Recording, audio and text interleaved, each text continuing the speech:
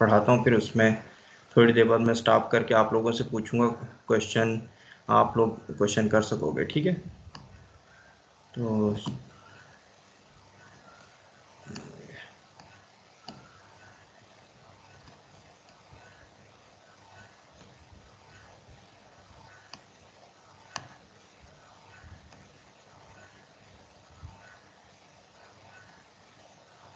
हाँ, तो rigid body motion, हाँ, motion of a multi particle system.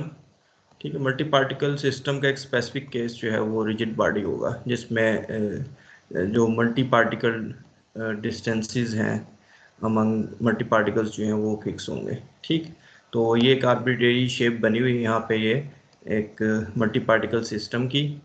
इसमें अल्फ़ा रिप्रेजेंट कर रहा है किसी बी पार्टिकल को उसमें, और इसकी पोजीशन डिस्क्राइब हो रही है आर्बिट्रेरी ओरिजिन ओ से।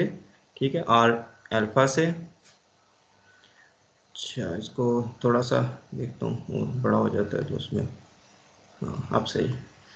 ठीक है, तो फिर इस आर्बिट्रेरी जो मल्टी पार्टिकल सिस्टम है, इसका सेंटर ऑफ मास की पोजीशन को हम कैपिटल आर से रिप्रेजेंट कर सकते हैं, और फिर सेंटर ऑफ मास से अल्फ़ा पार्टिकल की पोजीशन को आर अल्फ़ा प्राइम से।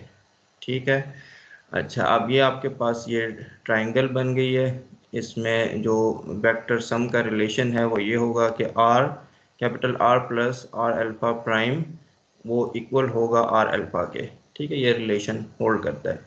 और सेंटर ऑफ मास की डेफिनेशन जैसे मैंने आप लोगों को पढ़ाया, आप लोगों को मालूम है, वो इस तरीके से लिखी जा सकती है। Centre of mass respect to origin O R equals to M alpha R alpha, और तमाम पार्टिकल पे सम, लेट्स से कि एन पार्टिकल्स हैं तो alpha from 1 to N divided by total mass M. तो ये चीज़ है। और इसमें एक छोटी सी इम्पोर्टेंट चीज़ जो आगे डेरिवेशन में काम आएगी वो ये है कि अगर क्वेश्चन किया जाए कि सेंटर ऑफ मास की पोजीशन ओ के बजाय सेंटर ऑफ मास से सेंटर ऑफ मास की position with respect to centre of mass. ठीक है, इसका मतलब ये होगा कि जो ओरिजिन ओ है इसको उठा के आप लोग सेंटर ऑफ मास पे रख दोगे, यानी आर जो है वो ज़ीरो हो जाएगा। तो सेंटर ऑफ मास की position respect to centre of mass का मतलब होगा कि आर जो है वो ज़ीरो हो गया, ओ को आपने यहाँ पे रख दिया या सेंटर ऑफ मास को ओ पे रख दिया, तो आर जो है वो ज़ीरो हो जाता है। अब आर का जो फार्मूला है वो हमें पता है कि वो ये है। ठीक है, और जब आर ज़ीरो हो जाता है तो आर अल्फ़ा और आर अल्फ़ा प्राइम दोनों बराबर हो जाते हैं। तो यहाँ पे आप चाहे आर अल्फ़ा लिख लो चाहे आर अल्फ़ा प्राइम लिख लो। ठीक है, तो एक सेंस में ये मैं बताना चाहता हूँ आप लोगों को कि ये जो चीज़ है ये असल में डिस्क्राइब कर रहा है सेंटर ऑफ मास की position respect to centre of mass and which is zero. तो इस तरह की टर्म्स हमारे आगे डेरिवेशन में आएंगी, तो उसको हम ज़ीरो कर देंगे। इसका अगर टाइम डेरिवेटिव भी आ गया, जैसे कि यहाँ पे है टाइम डेरिवेटिव भी है, तो इसको भी हम ज़ीरो कर देंगे। ठीक है, तो ये चीज़ रिजल्ट आगे यूज़ होना है, सेंटर ऑफ मास की position respect to centre of mass, इसके पीछे एक आइडिया है। तो जनरली जो रिजिड बॉडी लेट से मोशन है, इसको इन जनरल अब आप आगे चल के देखोगे, इसको आप स्प्लिट कर सकते हो टू मोशंस में। एक है ट्रांसलेशनल मोशन और दूसरी है रोटेशनल मोशन। ठीक, उसकी एक सिंपल सी एग्जांपल ये मैंने यहाँ पे डाली हुई है आप लोगों को समझाने के लिए। आगे चल के आप मुख्तलिफ फिजिकल क्वांटिटीज़ को देखोगे कि जनरल मोशन जो है रिजिड बॉडी की, इसको आप स्प्लिट कर सकते हो रोटेशन प्लस ट्रांसलेशन। एक छोटी सी एग्जांपल है, इसमें एक डिस्क है आपके पास। डिस्क है, इसका सेंटर ऑफ मास यहाँ पे दरमियान में है। ठीक है, और ये डिस्क जो है वो अभी सिर्फ घूम रही है, प्योर रोटेशन है इसके अंदर। ठीक है, तो आप ये भी समझ सकते हो ऐसे कि आप बिल्कुल इसके सेंटर ऑफ मास पे बैठे इसको देखना चाह रहे हो। ठीक है, सेंटर ऑफ मास पे अगर आप बैठे हुए हो तो इसके अंदर प्योर रोटेशन है, और अगर आप इसके इन पॉइंट्स की स्पीड जो है वो देखते हो, तो इस पॉइंट की स्पीड जो है वो होगी v equals to capital R omega. यहाँ पे कैपिटल आर जो है वो इस डिस्क का रेडियस है, और ओमेगा एंगुलर स्पीड है जिससे ये घूम रही है। ठीक है, अब एक और सिचुएशन हम कंसिडर करते हैं।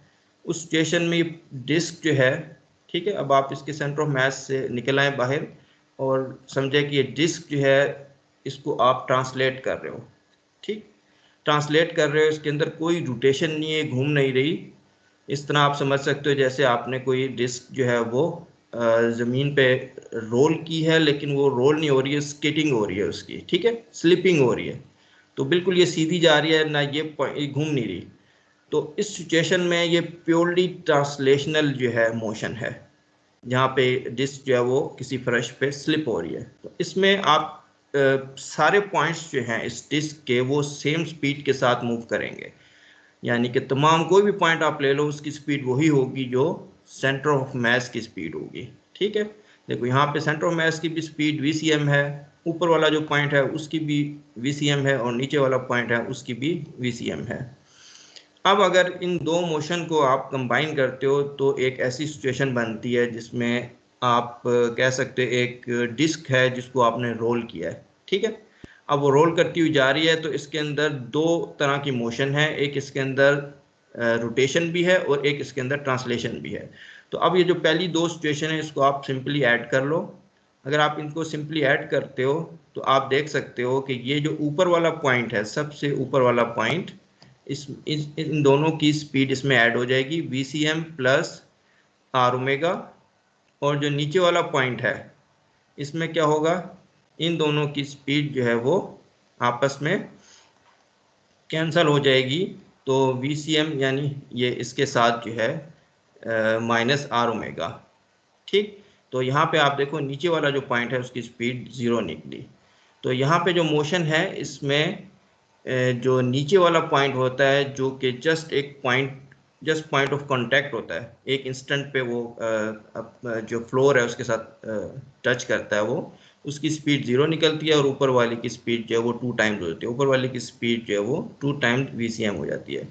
तो खैर ये ऐसी मैंने ये एग्जांपल डाल दी, बस यहाँ पे थोड़ा सा आपको ये बताना मकसूद था कि जो जनरल मोशन है रिजिड बॉडी की उसको आप दो हिस्सों में तोड़ सकते हो, और वो है उसके अंदर प्योर रोटेशन और प्लस जो है वो ट्रांसलेशन। प्योर रोटेशन के लिए आप चले जाओगे उसके सेंटर ऑफ मास में जाके ये चीज़ देख सकते हो, और फिर असल में तो motion of centre of mass होती है फिर कि सेंटर ऑफ मास की motion with respect to arbitrary origin O, और फिर motion of the rigid body about the centre of mass. तो ये है सेंटर ऑफ मास की motion with respect to arbitrary origin O, और ये वाला जो सिचुएशन है ये है motion of rigid body about the centre of mass, और ये जो आखिरी वाली चीज़ है ये इन दोनों का कम्बिनेशन यानी कोई भी आर्बिट्रेरी मोशन है। तो हम शुरू करते हैं अपना लेक्चर जो है, ये छोटी सी एग्जांपल मैंने वैसे आप लोगों को समझाने के लिए, तो मुख्तलिफ क्वांटिटीज़ में कंसिडर करूँगा जिसमें से ख़ास तौर पे एक काइनेटिक एनर्जी और एंगुलर मोमेंटम, जिसमें आप देखोगे कि ये स्प्लिटिंग आप देखोगे, ठीक है। तो अब काइनेटिक एनर्जी से शुरू करते हैं। काइनेटिक एनर्जी अगर आप लिखना चाहते हो किसी मल्टी पार्टिकल सिस्टम की तो वो इस तरीके से लिखी जाएगी, half m alpha r alpha dot square. तो एक अल्फा पार्टिकल की ये होगी और फिर आप सम करोगे अल्फा को फ्रॉम 1 to n, तो ये बन जाएगी मल्टी पार्टिकल सिस्टम की काइनेटिक एनर्जी। अब और इसमें r जो है ये पोजीशन है, position vector with respect to arbitrary origin O। तो अब इस r को मैं स्प्लिट करूंगा कैपिटल R और R अल्फा प्राइम में, कैपिटल R और R अल्फा प्राइम में, और देखते हैं हमारे पास क्या चीज़ बनती है। तो यहाँ पे आप देखो R अल्फा को मैंने लिखा R plus R alpha prime, और इसके ऊपर डॉट जो है वो वेलोसिटी की वजह से टाइम डेरिवेटिव है। अब इस होल स्क्वायर को आप ओपन कर लो, इसमें 3 टर्म्स बन जाएंगी। एक आपके पास R capital R dot square बन जाएगा, एक आपके पास small r prime dot square बन जाएगा, और एक इसकी क्रॉस टर्म आ जाएगी, ठीक है। उसमें 2 का फैक्टर आएगा, वो इस 2 के साथ कैंसिल हो जाएगा, तो एक ये टर्म बन गई। अब निचले स्टेप में मैंने फर्स्ट 2 टर्म्स तो लिखी हैं, लास्ट वाली टर्म नहीं लिखी। और लास्ट वाली टर्म को अगर आप गौर से देखो तो इसमें जो समेशन है वो इन दो, ठीक है, 2 टर्म के पे अप्लाई हो रही है, इस पे नहीं हो रही। तो असल में ये जो चीज़ है पूरी ये 0 है, और इसकी रीज़न क्या है, इसकी रीज़न वही जो चीज़ मैंने शुरू में आप लोगों को बताई, इस सेंटर ऑफ मास की position with respect to centre of mass जो है कैपिटल आर जीरो तो उससे ये चीज़ जीरो हो जाती है, तो उसके डॉट टाइम डेरिवेटिव भी जीरो है। ठीक है, तो ये सिचुएशन है यहाँ पे। तो इसको यूज़ करते हुए, इस फैक्ट को यूज़ करते हुए मैंने लिखा यूजिंग रिजल्ट ए, ऊपर मैंने उसको रिजल्ट ए का नाम दे दिया था। तो आपके पास ये दो चीज़ आ गई। अब इसमें वही चीज़ आप जो मैंने शुरू में आपको एक एग्जांपल के जरिए बताने की कोशिश की, वही आप यहाँ पे देख सकते हो कि काइनेटिक एनर्जी किसी रिजिड बॉडी की, यहाँ पे तो मैंने रिजिड बॉडी एज्यूम नहीं किया, कहीं पे मैंने ये नहीं कहा कि दो पार्टिकल के दरमियान डिस्टेंस जो है वो कांस्टेंट है। तो ये थोड़ा सा ज़्यादा जनरली ये चीज़ होल्ड करती है मल्टी पार्टिकल सिस्टम के लिए। तो kinetic energy of rigid body with respect to O जो है वो equals to kinetic energy of centre of mass with respect to O. ये कैपिटल आर जो ये रिप्रेजेंट कर रहा है सेंटर ऑफ मास को। तो सेंटर ऑफ मास की काइनेटिक एनर्जी आपने कैलकुलेट करनी है विद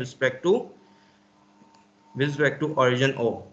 ठीक है, और फिर क्या है, kinetic energy of rigid body with respect to centre of mass. और फिर यहाँ पे आ जाती है काइनेटिक एनर्जी रिजिड बॉडी की, यानी पूरी बॉडी की with respect to centre of mass. इस रिजल्ट को समझने के लिए आप दोबारा से ऊपर वाली एग्जांपल देखो, तो उसमें आपको ये चीज़ क्लियर हो जाती है कि इन जनरल ये मोशन जो है वो थर्ड जो फिगर है ये बता रही है कि एक डिस्क रोल करती हुई जा रही है। तो इसके अंदर आप इसकी काइनेटिक एनर्जी को दो हिस्सों में तोड़ सकते हो। एक होगी kinetic energy of centre of mass, ठीक है, विद रिस्पेक्ट टू ओ। ये जो सेकंड फिगर है ये है kinetic energy of centre of mass with respect to O, क्योंकि ये एक ऐसा पॉइंट है, ये एक्सटेंडेड ऑब्जेक्ट है जिसको आप एक पॉइंट के तौर पर ट्रीट कर सकते हो ट्रांसलेशनल मोशन के लिए। और फिर इसके बाद आप है kinetic energy of the rigid body with respect to centre of mass. तो यहाँ पे आप एक तरीके से सेंटर ऑफ मास पे जाके बैठ गए हो और इसके अंदर आप सिर्फ प्योरली रोटेशनल इफेक्ट जो है वो देख रहे हो। तो यहाँ पे काइनेटिक एनर्जी जो है वो रोटेशनल काइनेटिक एनर्जी होगी, जिसको आप चाहो तो हाफ आई ओमेगा स्क्वायर के तौर पे लिख सकते हो। और इसमें जो है वो क्या होगी ट्रांसलेशनल, तो half I M V square, और वी जो है वो आपका सेंटर ऑफ मास होगा और एम जो है वो टोटल मास होगा। तो इस तरीके से आप एक जनरल मोशन को तोड़ सकते हो दो हिस्सों में, जो कि आपने काइनेटिक एनर्जी की टर्म में देखा कि काइनेटिक एनर्जी किसी रिजिड बॉडी या किसी मल्टी पार्टिकल सिस्टम की, उसको हम तोड़ सकते हैं दो हिस्सों में, जिसमें एक जो है वो प्योरली जो है वो ट्रांसलेशनल इफेक्ट है, यानी इसको आप ट्रांसलेशन इफेक्ट कर सकते हो, दूसरे को जो है रोटेशन। तो ट्रांसलेशन प्लस रोटेशन। अब इसमें एक इंटरेस्टिंग केस है।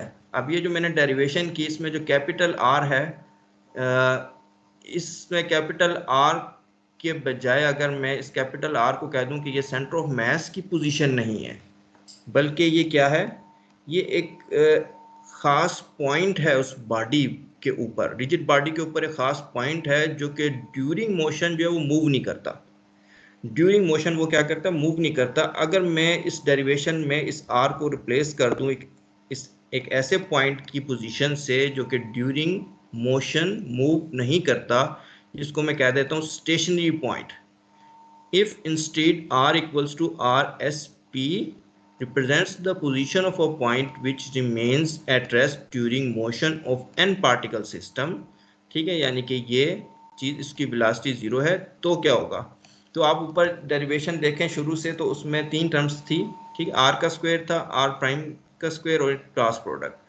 तो अब आपके पास ये वाली टर्म्स जो है बाय डेफिनेशन उस पॉइंट के, कि वो पॉइंट रेस्ट पे ड्यूरिंग मोशन, अगर कोई एग्जिस्ट करता है ऐसा पॉइंट, तो ये जीरो हो गया, ये जीरो हो गया, आपके पास सिर्फ एक टर्म बची। तो इस केस में आप देखो कि आप बाज प्रॉब्लम में आप ये चीज़ आपके काम आएगी कि अगर कोई मोशन के दौरान कोई एक ऐसा पॉइंट एग्जिस्ट करता है जो कि मूव नहीं कर रहा, ठीक, तो फिर आपकी जो total kinetic energy with respect to origin O है वो बन जाएगी kinetic energy of that stationary point. सिर्फ स्टेशनरी पॉइंट की जो है काइनेटिक एनर्जी आपको काउंट करनी पड़ेगी। ठीक है, यहाँ पे सिर्फ आर पॉइंट आया है। तो इसको आप थोड़ा सा ये नीचे वाली एग्जांपल में देख सकते हो कि किस तरीके से आप इसको समझ सकते हो।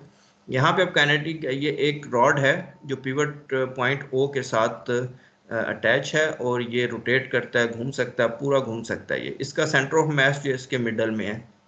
अब अगर आपने काइनेटिक एनर्जी वाला पहला फार्मूला यूज़ करना है, तो उसमें आएगी kinetic energy centre of mass की, ठीक है, यानी कि सारा का सारा मास आपने सेंटर ऑफ मास पे रख देना है और इसकी काइनेटिक एनर्जी निकालनी है। ठीक है, और फिर kinetic energy about the centre of मास जिसको आप हाफ आई ओमेगा लिखोगे, आई जो है मोमेंट ऑफ इनर्शिया होगा, जिसको मैं आगे चल के ज़्यादा एक्सप्लेन करूंगा आपको। तो उसमें आई जो है वो आपने मोमेंट ऑफ इनर्शिया इसके पॉइंट के अबाउट निकालना है। दूसरी सिचुएशन जो ये मैंने आपको भी नई वाली बताई, इसमें आप देखो इस पूरी बॉडी की मोशन में एक पॉइंट ऐसा है जो कि मूव नहीं कर रहा, और वो पॉइंट है जहाँ पे ये पिवट हुआ हुआ है। थ्रू आउट द मोशन जो है ये पिवट हुआ हुआ है, ठीक है। तो ये जो ये वाली काइनेटिक एनर्जी है, ये असल में रोटेशनल काइनेटिक एनर्जी है। तो फिर आपने काइनेटिक एनर्जी सिर्फ ये वाली लिखनी है, रोटेशनल अबाउट पॉइंट दिस। तो ये होगा हाफ आई ओमेगा। इसमें आई जो है मोमेंट ऑफ इनर्शिया आपने इस रॉड के एंड पे निकालना है, ठीक है। तो हाफ आई ओमेगा स्क्वायर ये काइनेटिक एनर्जी आपकी होगी, और इसमें जो मोमेंट ऑफ इनर्शिया आई होगा वो रॉड के एंड पे निकालना है। पहला वाला जो केस था जिसमें दो काइनेटिक एनर्जीज आ रही थी, उसमें आपने एक तो सेंटर ऑफ मास यानी पूरे रॉड को रिप्लेस कर देना एक पॉइंट मास के तौर पे, इधर सेंटर ऑफ मास पे पड़ा हुआ है। तो half M V centre of mass square ये टर्म बनेगी, plus half I omega square, और वो आई जो है वो आपने निकालना है सेंटर से, I with respect to centre of mass. ये इसमें दो टर्म्स आपको ऐड करनी पड़ेंगी। जबकि काइनेटिक एनर्जी ये दूसरा जो स्पेशल केस मैंने आपको बताया, इसमें आपने हाफ आई ओमेगा स्क्वायर यानी प्योरली रोटेशनल काइनेटिक एनर्जी लिखनी है, और जो स्टेशनरी पॉइंट है आपका वो ये एंड वाला है। तो आपने लिखना हाफ आई ओमेगा, और आई जो है वो होगा विद रिस्पेक्ट टू एंड। तो मोमेंट ऑफ इनर्शिया आपने सिर्फ विद रिस्पेक्ट टू एंड निकालना है रॉड के, तो आपकी काइनेटिक एनर्जी बन जाएगी। तो ये दो चीज़ें हैं यहाँ पे। तो यहाँ पे मैं थोड़ा सा स्टॉप करता हूँ, आप लोग को क्वेश्चन करना है, आप लोग करो।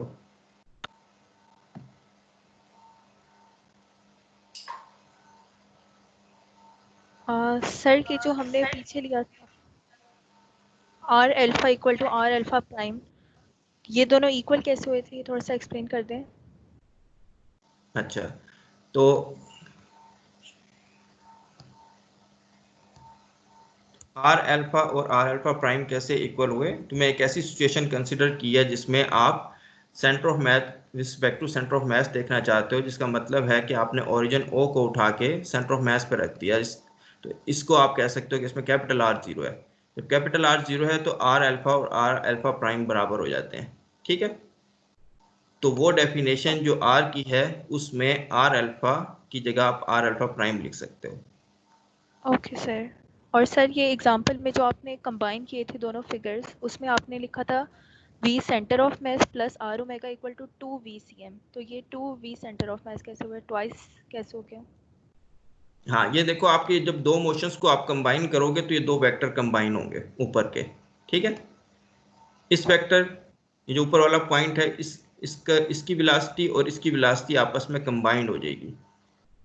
तो ये जो है दो 2 VCM बन जाएगा, और नीचे वाला ऑपोजिट है। ये देखो आप इस तरफ एक लेफ्ट की तरफ एक राइट की तरफ, तो ये दोनों कैंसिल हो जाएंगे। तो सर जो आर ओमेगा वो भी हम लोग वेलोसिटी ऑफ सेंटर ऑफ मास के इक्वल ले रहे हाँ, हैं, वो VCM के तब टू बराबर वी है। C M okay sir. हाँ वो ठीक है, हाँ थैंक वो you. Okay sir, thank you.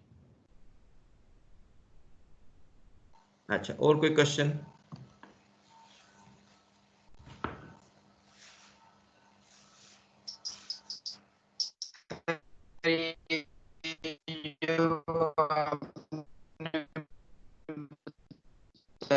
कि अभी जो हमने कंबाइन करके केसेस, सर ये बिल्कुल क्लियरली रिजिड बॉडी है, उसमें दो पार्ट्स के दरमियान तो सेम है, लेकिन सर एक के दरमियान चीज नहीं है कंबाइन करेंगे सर इन चीज को।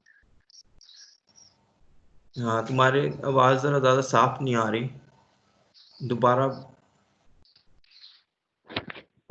सर ये जो केस अगर अभी हमने किए ना कि दो दो केसेस को कंबाइन किए है, हाँ सर अगर सर जो रिजिड बॉडी होती है उसमें दो पॉइंट्स के दरमियान डिस्टेंस सेम रहता है, हाँ सही, सर उनके रिस्पेक्टिव अगर कोई तीसरा पॉइंट है जो उसके मतलब दो पॉइंट्स के दरमियान एक और पॉइंट है तीसरा पॉइंट, ठीक उनका सही। Distance with respect to other two points तो चेंज होगा ना सर।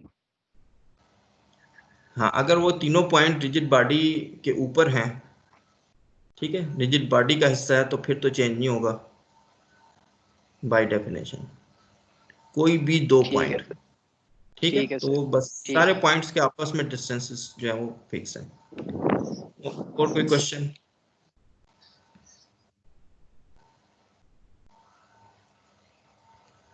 चलो आप लोगों को क्वेश्चन जहन में आता है तो मैं अगला स्टॉप जब करूंगा फिर मेरे से पूछ लेना। अब हम लोग चलते हैं एंगुलर मोमेंटम की तरफ।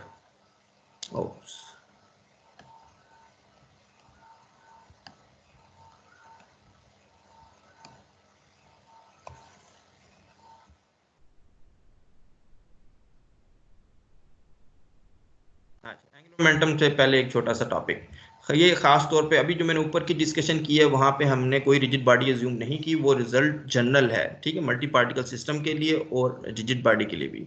अब जो मैं पोटेंशियल एनर्जी में बात करने जा रहा हूँ ये सिर्फ रिजिड बॉडी के लिए ट्रू होगी। तो इसमें क्योंकि मैं एज्यूम करूंगा कि दो पार्टिकल के दरमियान डिस्टेंस जो है मल्टी पार्टिकल कोई से भी दो पॉइंट्स के दरमियान डिस्टेंस जो है वो फिक्स होगा। तो इसमें एक और अजम्पशन ये है, ये उन दो अजम्पशन के साथ मैं यहाँ पे डिस्कशन होगी मेरी। एक दूसरी ये होगी कि जो कंजर्वेटिव फोर्सेस जो हैं वो यहाँ पे इन्वॉल्व होंगी, ठीक है। For conservative forces the total potential energy can be written as, multi particle system में जो पोटेंशियल एनर्जी है उनके दो हिस्से बना सकते हो आप, एक एक्सटर्नल फोर्सेस की वजह से जो लग रही है और एक इंटरनल फोर्सेस की वजह से। जो इंटरनल फोर्सेस की वजह से पोटेंशियल एनर्जी बनेगी वो डिपेंड करेगी डिस्टेंस पे बिटवीन टू पॉइंट्स के, ठीक है, डिस्टेंस पे करेगी। और वो अगर फिक्स है तो इंटरनल एनर्जी जो है वो कांस्टेंट होगी, ठीक है। इंटरनल एनर्जी जब कांस्टेंट होगी तो एक कांस्टेंट टर्म जो है पोटेंशियल एनर्जी में उसकी कोई फिजिकल सिग्निफिकेंस नहीं होती, उसको आप इधर उधर कर सकते हो बिल्कुल इसी तरीके से जैसा ग्रेविटेशनल पोटेंशियल एनर्जी जो है उसका आप जीरो पॉइंट जो फिक्स करते हो उसमें भी कोई कांस्टेंट आप पोटेंशियल एनर्जी डाल सकते हो, ठीक। तो यहाँ पे ये अजम्पशन हम लगाएंगे कि रिजिड बॉडी में जो इंटरनल पोटेंशियल एनर्जी है इट इज़ अ कांस्टेंट। सिर्फ हम फिर कंसर्न होंगे only for external potential energy, और एक्सटर्नल पोटेंशियल एनर्जी का मतलब होगा जो एक्सटर्नल फोर्सेस रिजिड बॉडी पे लगेंगी उसकी पोटेंशियल एनर्जी क्या है। तो बस यहाँ पे एक छोटा सा ये पॉइंट है पोटेंशियल एनर्जी के हवाले से। तो काइनेटिक एनर्जी पोटेंशियल एनर्जी का थोड़ा आइडिया हो गया आप लोग, ये रीडिंग असाइनमेंट है जो मैंने आप लोगों को एग्जांपल कराई थी 9.2 की फ्री फॉल के हिसाब से। यहाँ पे एक चेन है जिसके दोनों एंड्स जो हैं वो बंधे हुए हैं और फिर ये फॉल करती है। इसको हमने एज्यूम किया था पार्ट ए में कि जो ये वाला जो फॉलिंग पार्ट है ये फ्री फॉल में है, ठीक है। पहला पार्ट में हमने ये काम किया था कि फ्री फॉल है, दूसरा पार्ट है इसको आपने करना है using energy conservation.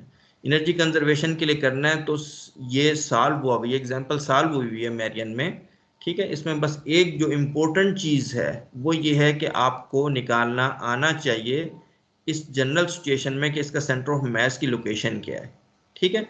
Centre of mass की लोकेशन आपको निकालनी आनी चाहिए। जैसे ही आपने लोकेशन निकाल ली, काइनेटिक एनर्जी टर्म लिखना भी मुश्किल नहीं है, पोटेंशियल एनर्जी टर्म भी लिखना मुश्किल नहीं है, ठीक। काइनेटिक एनर्जी जैसी पोजीशन निकालोगे उसका टाइम डेरिवेटिव लोगे काइनेटिक एनर्जी बन जाएगी।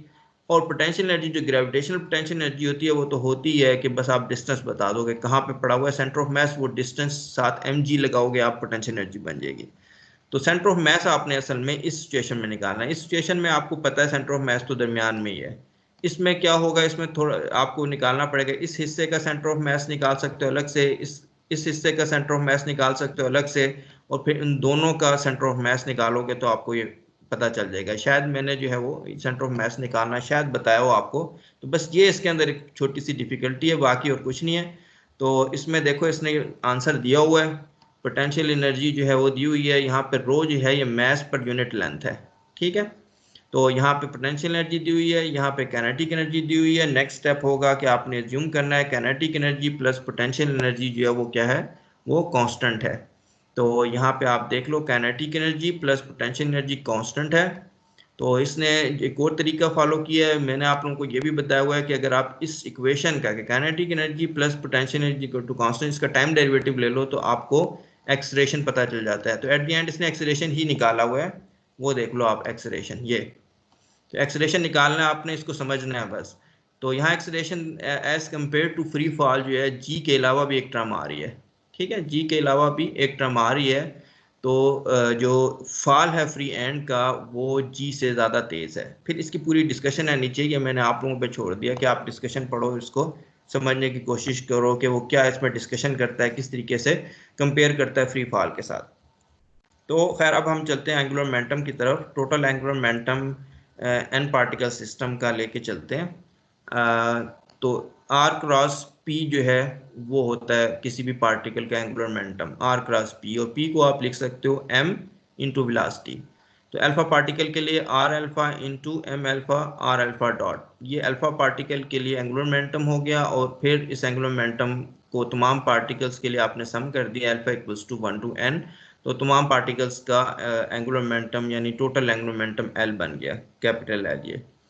अब फिर दोबारा आपने आर को स्मॉल आर प्राइम और कैपिटल आर में लिखना है, वो जो ऊपर शुरू में रिलेशन था, capital R plus R prime, ठीक है, और इसी तरीके से इसके डॉट को भी, तो यही मैंने capital R plus small R prime, capital R dot plus small R prime dot, ये किया। अब यहाँ पे 2 क्रॉस 2 4 टर्म्स बनेंगी, एक कैपिटल आर वाली, फिर कैपिटल आर और स्मॉल आर डॉट वाली, फिर small are capital R dot वाली, और फिर दोनों स्मॉल आर वाली, 4 टर्म्स बन गई। आगे देखते हैं क्या बनता है। तो यहाँ पे पहली टर्म में आप देखो अल्फा सिर्फ m पे है, तो समेशन इस पे अप्लाई होगी, तो ये कैपिटल M बन जाएगा। यहाँ सेकंड टर्म में अल्फा जो है वो इन दो फैक्टर्स पे अप्लाई होगी। थर्ड में यहाँ पे इन 2 पे अप्लाई होगी, ठीक है, क्रॉस जो है इसको आप उठा के यहाँ पे रख सकते हो, और इस सिचुएशन में ये इस तरीके से होगी। अब इसमें जो दरमियान की जो 2 टर्म्स हैं, इसमें फिर वही सिचुएशन बन गई centre of mass respect to centre of mass, जो कि शुरू में मैंने आपको बता दिया कि ये जो टर्म है ये भी 0 और इसका टाइम डेरिवेटिव भी 0। तो पहली टर्म और लास्ट टर्म आपके पास बचेगी। अब इसकी इंटरप्रिटेशन है कि ये पहली टर्म और लास्ट टर्म क्या है। कैपिटल M और R डॉट जो है वो एंगुलर टोटल लीनियर मोमेंटम है उस मल्टी पार्टिकल सिस्टम का, तो L जो है वो R क्रॉस P, और ये दूसरी टर्म। तो angular momentum of rigid body with respect to some arbitrary origin O, actually जो है वो क्या होता है, angular momentum of centre of mass. यहाँ पे देख रहे हो आप सब कुछ सेंटर ऑफ मास की बात हो रही है। P जो है असल में टोटल एंगुलर मोमेंटम, ये असल में सेंटर ऑफ मास का जो है एंगुलर मोमेंटम है, ठीक है। तो यहाँ पे बन रहा है angular momentum of centre of mass respect to O, और फिर एंगुलर मोमेंटम ये जो यहाँ पे सारी जो है आप देख रहे हो, यहाँ आप प्राइम्स आ रहे हैं। प्राइम्स जो है वो वेक्टर है जो सेंटर ऑफ मास के रिस्पेक्ट से है। तो यहाँ angular momentum of rigid body with respect to centre of mass, ठीक है। तो यहाँ पे भी मोशन उसी तरीके से स्प्लिट हुई है कि सेंटर ऑफ मास कैसे दौड़ रहा है और सेंटर ऑफ मास के अबाउट रिजिड बॉडी जो है वो कैसे बिहेव कर रही है। तो एंगुलर मोमेंटम बिल्कुल इसी तरीके से। अब इसको एक ज़्यादा हो सकता है आपको एब्स्ट्रैक्ट लगे, तो एक सिंपल एग्जांपल में इसको देख लेते हैं।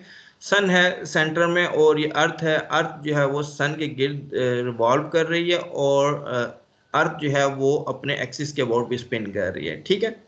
तो अब अगर आपका कोई ऑर्बिटरी ओरिजिन O जो है वो सन के पॉइंट पे है, और आप डिस्क्राइब करना चाहते हो एंगुलर मोमेंटम अर्थ का, तो इसमें आप किस तरीके से करोगे। सबसे पहले होगा जिसको हम ऑर्बिटल एंगुलर मोमेंटम कहते हैं, वो असल में होगा angular momentum of the centre of mass of earth with respect to sun. ये पहले वाला part, angular momentum of centre of mass, यानी कि अर्थ को आप एक पॉइंट लाइक पार्टिकल के तौर पे ट्रीट कर सकते हो, उस पॉइंट को आप सेंटर ऑफ मास पे रख सकते हो अर्थ के, with respect to origin O, origin आपका सन है। दूसरा पार्ट है angular momentum of the rigid body यानी earth with respect to its centre of mass. तो अब एंगुलर मोमेंटम यानी कि रोटेशन जो है अर्थ की about it's centre of mass, यानी कि ऐसा एक्सिस जो सेंटर ऑफ मास से गुजर रहा है, अब इसको आप स्पिन कह सकते हो। तो इस तरीके से आप इसको इस तरह इंटरप्रेट कर सकते हो, जैसे ऑर्बिटल एंगुलर मोमेंटम और स्पिन एंगुलर मोमेंटम को अगर हम दोनों को ऐड करें तो आपका टोटल एंगुलर मोमेंटम बनता है। तो ये यहाँ पे ये सिचुएशन है, ठीक है। तो इधर मैं स्टॉप करता हूँ, आप लोग क्वेश्चन कर लो इस पार्ट से, फिर हम आगे चलते हैं।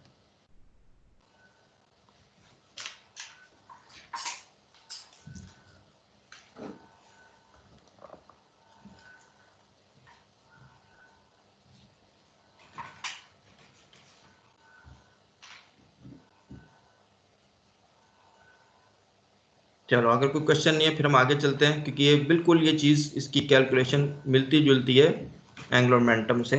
अब टार्क की तरफ आ जाते हैं, ये भी एक इम्पोर्टेंट क्वांटिटी है, और इसमें कुछ चीज़ें मैं अब स्किप कर दूंगा इसमें क्योंकि ज़्यादातर हमने जो काम चलाना है वो फाइनल रिजल्ट्स हैं।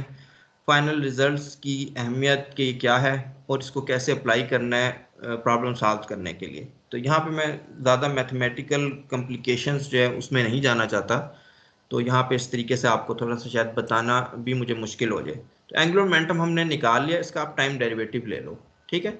एंगुलर मोमेंटम का टाइम डेरिवेटिव लोगे तो आर डॉट पहली जो टर्म है उसका डेरिवेटिव आएगा, फिर दूसरी टर्म का डेरिवेटिव आएगा इस तरीके से, ठीक है। आर क्रॉस आर डॉट था तो पहले आर का डेरिवेटिव और फिर आर डॉट का डेरिवेटिव।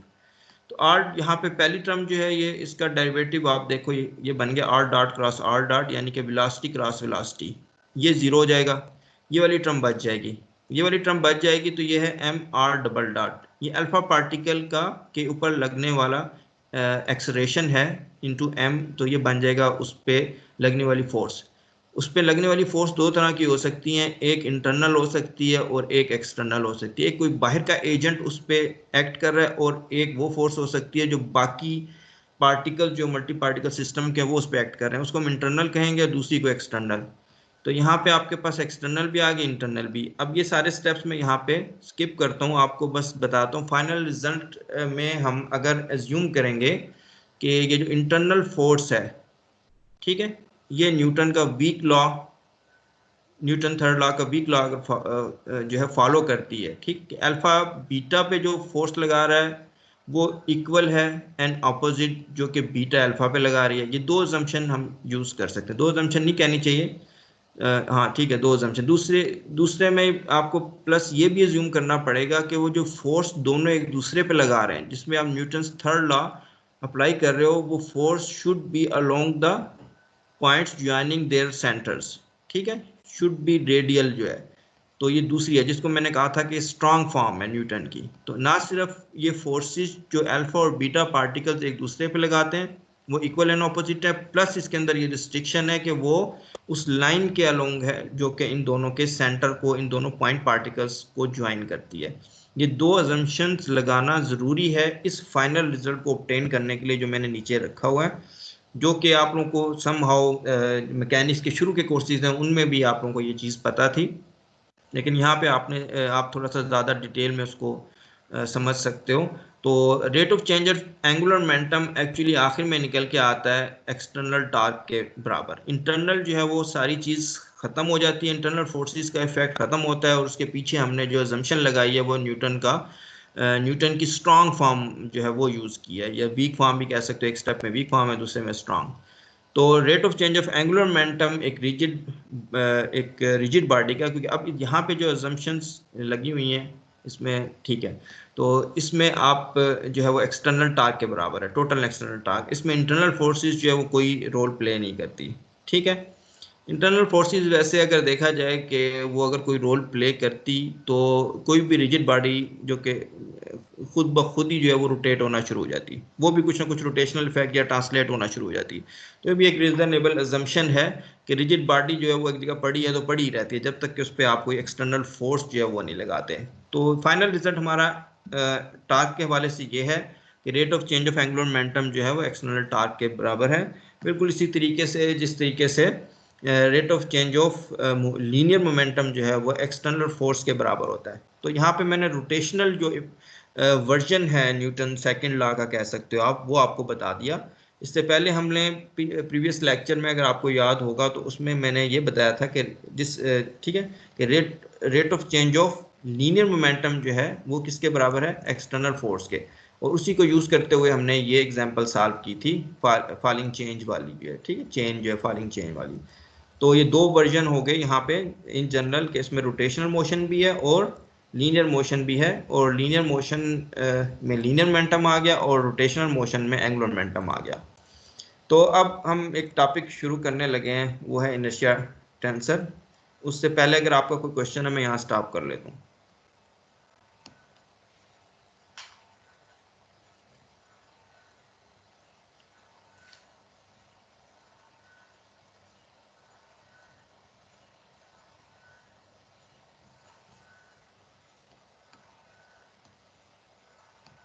चलो मैं करता हूँ फिर आगे, आप लोगों को क्वेश्चन अगर कोई आता है जहन में फिर मुझे नेक्स्ट स्टॉप पे बता देना। इनर्शिया टेंसर, ठीक है, मोमेंट ऑफ इनर्शिया, ये सारी चीज़ें इसमें आएंगी। ये एक ऐसी चीज़ है जो आपने पहले से नहीं पढ़ी, ठीक है, ये एक नया टॉपिक है, और ऊपर वाली डिस्कशन जो है उसके कुछ सिंप्लीफाइड वर्जन आपने मैकेनिक्स के सिंपल कोर्सेज में यकीनन पढ़े होंगे कि भी rate of change of angular momentum क्या होता है, टार्क होता है, ये चीज़ें।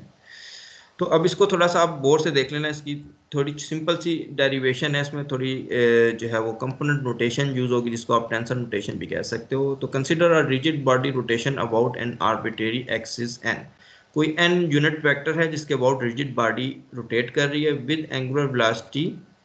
इसको एंगुलर वेलोसिटी को मैं शॉर्ट नोटेशन में ए बी लिखूंगा, ठीक है। Omega equals to omega N, तो एन डायरेक्शन है उसकी एंगुलर वेलोसिटी की, और ओमेगा जो है ये इसकी मैग्नीट्यूड है। The total angular momentum in this case is, तो ये आपके पास टोटल एंगुलर मोमेंटम बन जाता है R alpha cross M alpha V alpha, और वी जो है उसे हमें पता है कि हम लिख सकते हैं वो ओमेगा क्रॉस आर। किसी भी पार्टिकल, कोई भी पार्टिकल है मल्टी पार्टिकल सिस्टम में, वो सारे ओमेगा एंगुलर वेलोसिटी के साथ घूम रहे हैं, ठीक है। तो v equals to omega R, depend करता है कि कोई जो है वो उस जिस एक्सिस के अबाउट ये रोटेट हो रहे हैं उससे करीब है या दूर है। वो इन्फॉर्मेशन इस आर अल्फा के अंदर है कि कौन से वाला पार्टिकल आर अल्फा, लेकिन सब घूमेंगे सेम एंगुलर वेलोसिटी से, ठीक है। तो यहाँ पे एंगुलर मोमेंटम में, लीनियर मोमेंटम में v को मैंने लिखा ओमेगा क्रॉस आर। अब यहाँ पे आपके पास बन गया ट्रिपल क्रॉस प्रोडक्ट, ठीक है। इसको अब आप खोल सकते हो ये इसकी प्रॉपर्टी को यूज करते हुए, इसमें ये दो चीजें आ गई। अब आगे जो स्टेप है इनर्शिया टेंसर बनाना है हमने, तो इसमें बहुत सारे इंडिसेस अपीयर हो जाएंगे, फिर परेशानी होगी। तो इस परेशानी की वजह से हम इसको सिंप्लीफाई कर लेते हैं। अब आप देखो कि ओमेगा को छोड़ के सब पे अल्फा इंडेक्स है, और अल्फा इंडेक्स मतलब मल्टी पार्टिकल में कौन सा पार्टिकल, अल्फा पार्टिकल, ठीक है। तो ये सारे इंडिसेस हम हाइड कर लेते हैं, एम पे भी हाइड हो जाएगा और आर पे भी हाइड हो जाएगा। आपने याद रखना है कि ओमेगा पे नहीं है ये।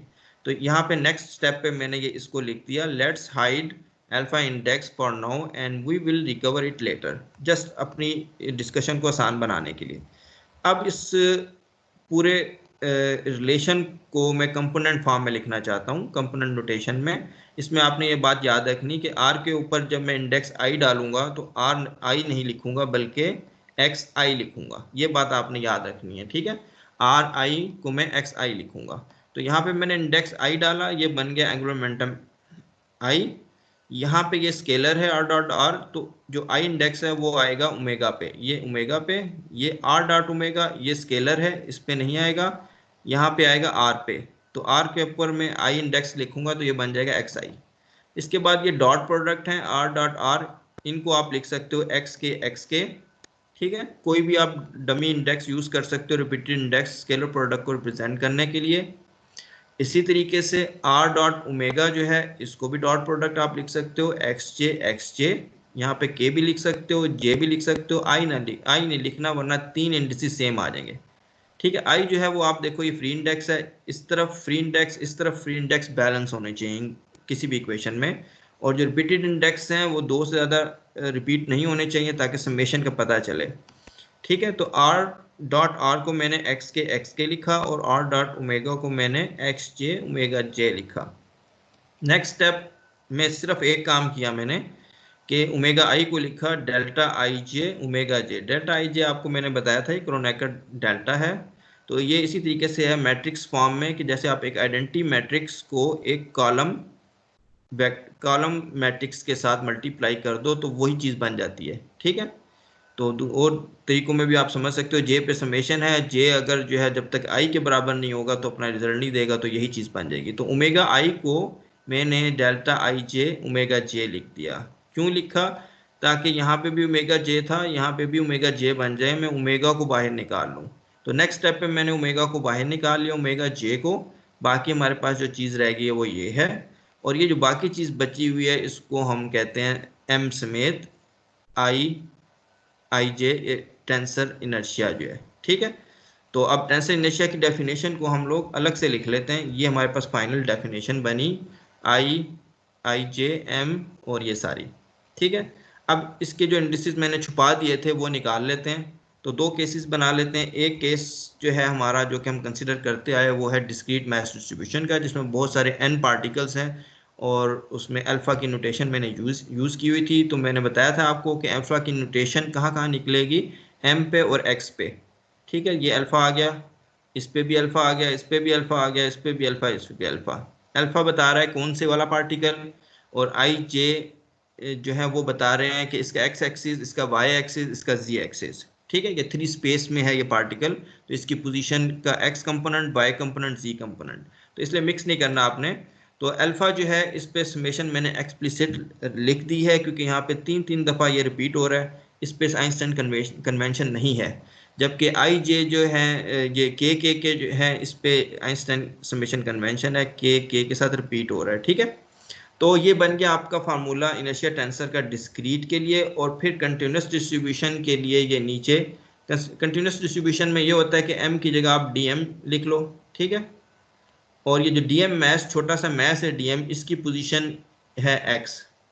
ठीक है, अब x अल्फा लिखने की जरूरत नहीं है, यहाँ पे m अल्फा की पोजीशन थी x अल्फा, यहाँ पे dm की पोजीशन है x x x, और ये के आई जे बता रहे हैं x y z कंपोनेंट।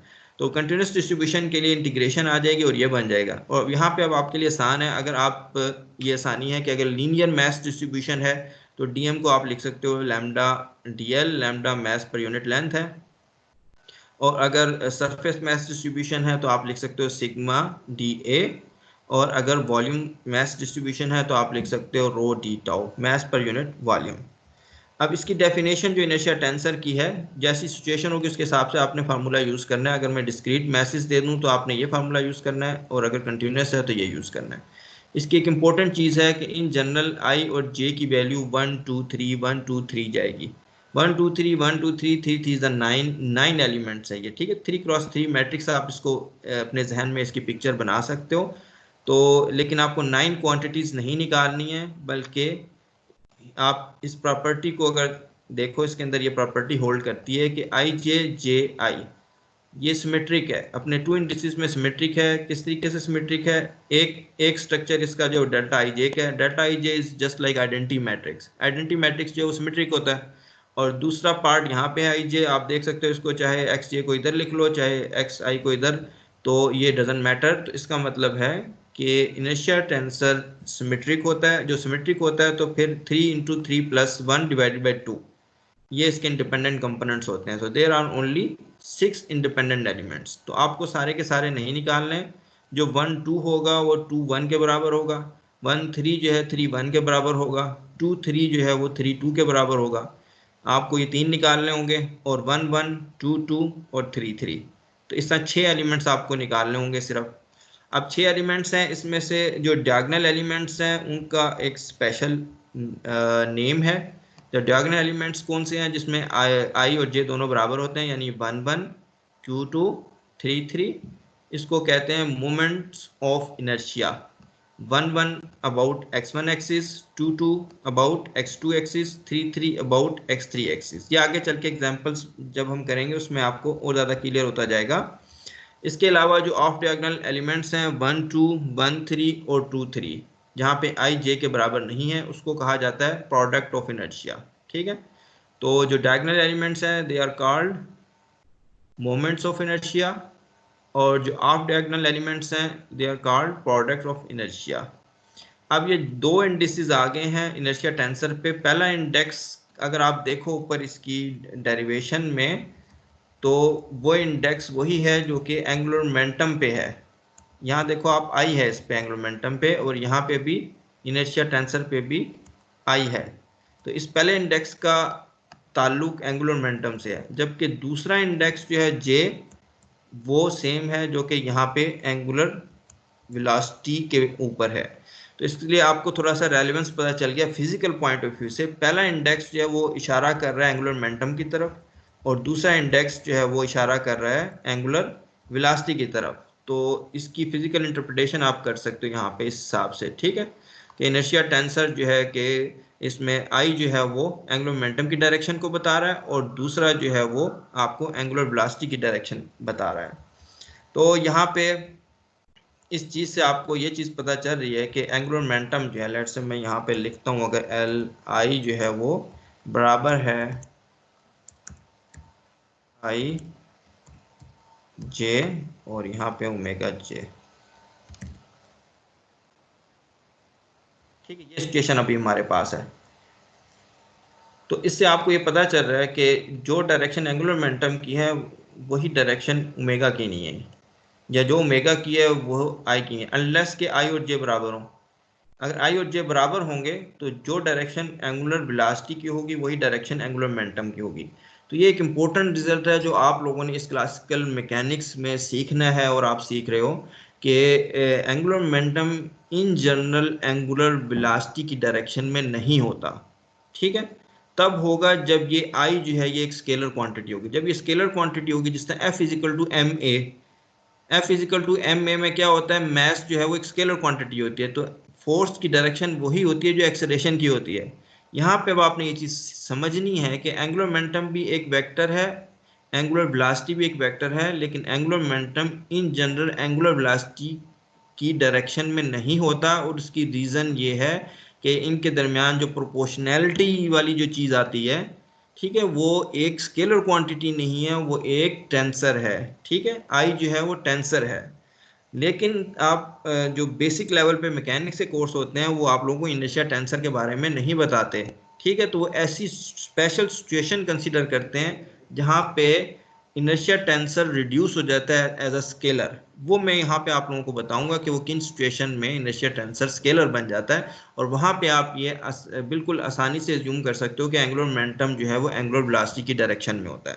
तो पहले हम ऐसी एग्जांपल्स देखते हैं जहाँ पे ये नहीं होता। तो angular momentum L is in general not in the direction of angular velocity omega, why? Because inertia is a tensor unless off diagonal elements are zero। तो I is not equal to J जब तक zero नहीं होंगे तब तक ये काम नहीं होगा।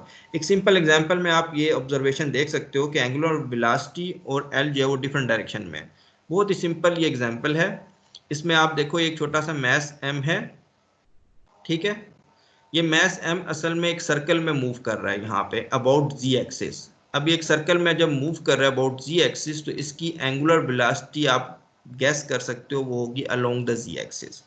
ठीक है, ये छोटा सा मैस M है और इसकी पोजीशन हमने ले लिया आर्बिट्रेरी ओरिजिन O से ये इसकी पोजीशन है और ये घूम रहा है ऐसे।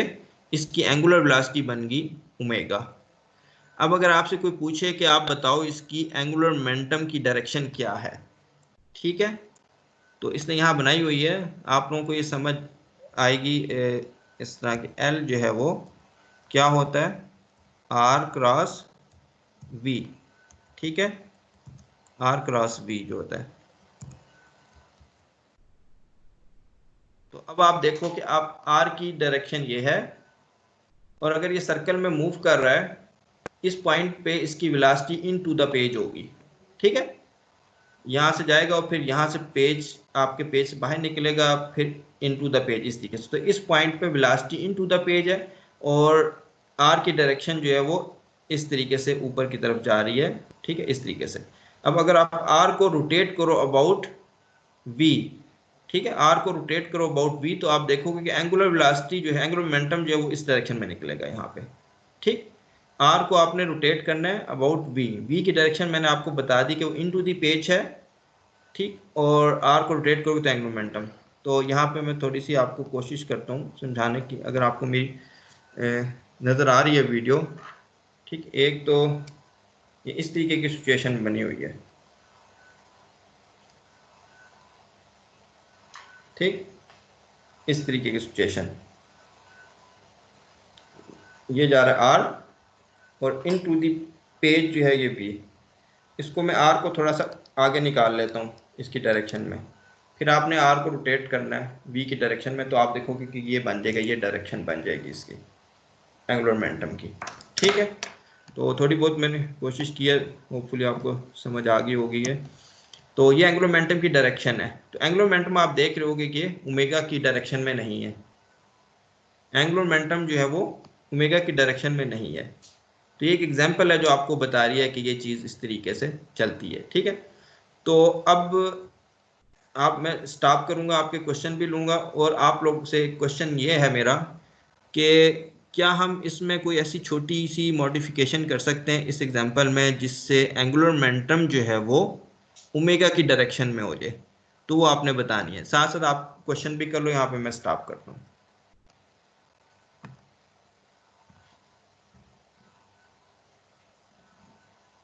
क्वेश्चन करने के लिए आपको अपना म्यूट जो है अनम्यूट करना पड़ेगा। अगर कोई ऐसा ना क्वेश्चन कर रहा हो और फिर उसे ये ना पता चल रहा हो कि वो माइक्रोफोन जो है वो अनम्यूट करना भूल गया। कम से कम एक बंदा बोले ताकि मुझे पता चले कि लेक्चर जो है वो कन्वे भी हो रहा है कि नहीं।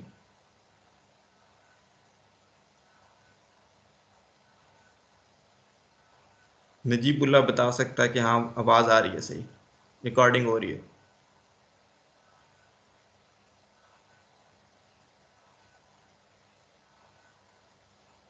तो कोई बताएगा मुझे? जी सर, आवाज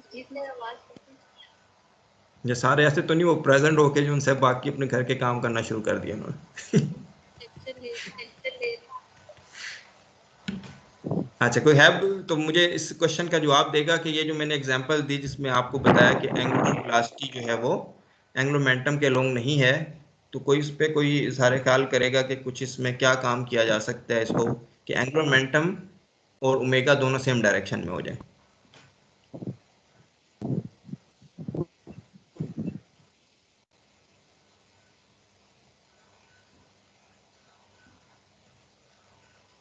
हाँ जी, कोई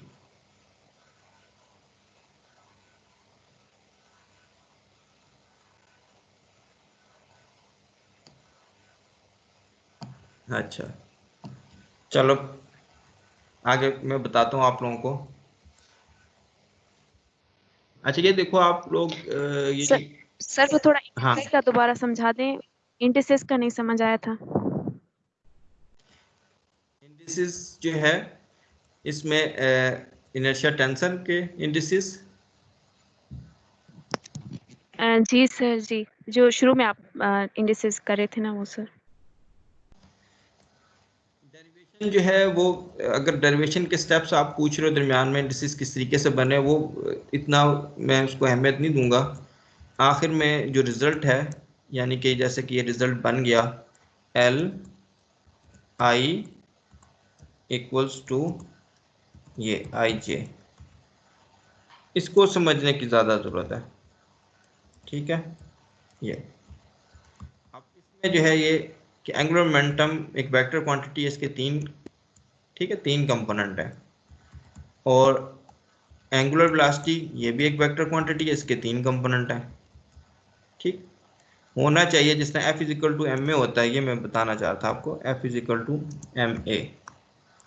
इसमें अगर आप इंडिसेस डालोगे तो इस तरह आएंगे आई और आई, क्यों? क्योंकि ये जो है ये मैस स्केलर क्वांटिटी है, तो जिस डायरेक्शन में एक्सेलरेशन होगा उसी डायरेक्शन में फोर्स होगी। यहाँ पे सिचुएशन थोड़ी सी डिफरेंट है, अनलेस कि यहाँ पे कुछ स्केलर क्वांटिटी आए, तो यहाँ पे सिचुएशन नहीं है। एक्सेलरेशन आपका अगर एक्स डायरेक्शन में है, ठीक है, एक्सेलरेशन कह रहा हूँ मैं, अगर एंगुलर वेलोसिटी आपकी एक्स डायरेक्शन में है तो यहाँ पे आ गया 1, ठीक है, यहाँ पे आ गया 1, क्योंकि जे पे समेशन है तो 1 1 आ गया इधर, और 2 2 भी आना चाहिए, लेकिन क्योंकि एंगुलर वेलोसिटी की डायरेक्शन आपने एज्यूम किया लेट से वो 1 के लोंगे, एक्स एक्सिस के लोंगे, तो यहाँ पे 2 2 0 हो जाएगा, 3 3 भी 0 हो जाएगा। लेकिन अब यहाँ पे आपके पास एंगुलर मोमेंटम अगर आप देखो तो वो तीन डायरेक्शन में पॉसिबल है। एक ये है कि अगर आई की वैल्यू को आप 1 कर देते हो, एक ये चीज़ आ जाएगी, ये भी होगा इसके अंदर। अगर आप आई की वैल्यू को 2 कर देते हो तो यहाँ पे ये चीज़ भी आ जाएगी, और अगर आई की वैल्यू को आप जो था वो 3 कर देते हो तो ये भी आ जाएगी इन जनरल। ठीक है, तो इन जनरल ये इक्वेशन कह रही है कि अगर आपकी एंगुलर वेलोसिटी एक्स एक्सिस के अलोंग है तो एंगुलर मोमेंटम के फिर भी तीन कंपोनेंट्स बनते हैं। ठीक, एक्स एक्सिस के अलोंग भी बनेगा, वाई एक्सिस के अलोंग भी बनेगा, और जी एक्सिस के अलोंग भी बनेगा, अनलेस आप कहो कि I is not equal to जे वाले कंपोनेंट्स जीरो हैं।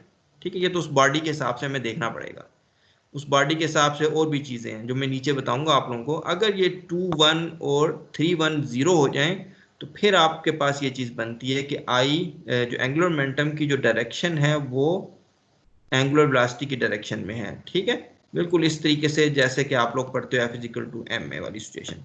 अदरवाइज ये है।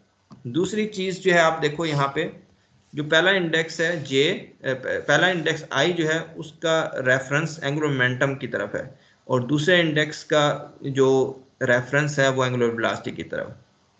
ठीक है, तो इस तरीके से कि अगर जो है एंगुलर वेलोसिटी जे डायरेक्शन में हो तो एंगुलर मोमेंटम आई वाला कंपोनेंट मोमेंट ऑफ इनर्शिया का, ठीक है, इस तरीके से मोमेंट ऑफ इनर्शिया का एंगुलर वेलोसिटी जे कंपोनेंट लेते हुए एंगुलर मोमेंटम का आयत कंपोनेंट, इस तरीके से इसकी दोनों के रेफरेंस इस तरीके से आप पढ़ने हैं। ठीक है, कि एंगुलर मोमेंटम आयत डायरेक्शन में और एंगुलर वेलोसिटी जेथ में।